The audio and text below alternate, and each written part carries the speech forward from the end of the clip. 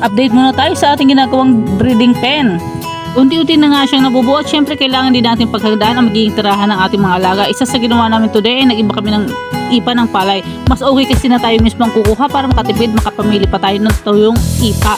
Kasama ko nga dito ang ating kapatid at masasabi ko talaga guys na iba talaga kapag may katuwang sa pagtrabaho, mas mabilis, mas magaan at mas masaya. Alam niyo ba guys na malaking tulong itong ipa bilang bedding ng mga alaga? Bukod sa makakatipid, nakakatulong dito para sumipsip ng dumi at moisture. Mas komportable silang huminga, mas hindi maputik at mas presko sa pakiramdam, lalo na kapag maayos ang bedding. At syempre kapag malinis ang kulungan, mas iwas stress din sa ating mga alaga. Kaya ito ginagawa ko, nagpapantay ako nito para hindi mapano ang kanilang mga legs. Ililipat na nga namin sila dito sa mas malaking area para makahinga naman sila ng maayos at mas maging komportable. Main plan talaga namin dito ay paghatiin sila. Kapag natapos na yung kabilang pen, doon naman ililipat yung iba para mas organized at hindi siksikan. Hindi kasi talaga namin sila pwedeng i-free range dito. May mga kapitbahay kasi tayong hindi lahat masaya kapag may buhay-buhay sa paligid.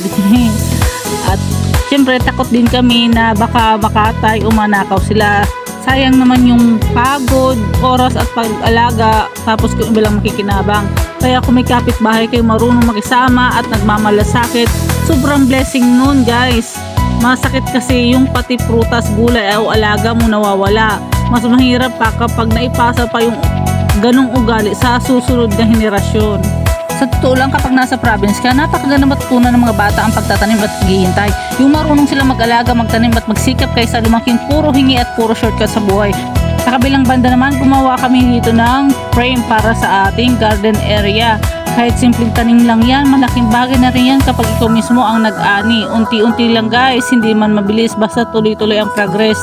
Dito talaga sa probinsya, masarap ang buhay kung marunong kang maghintay, mag-alaga at pahalaga sa maliit na bagay. See you sa next update natin.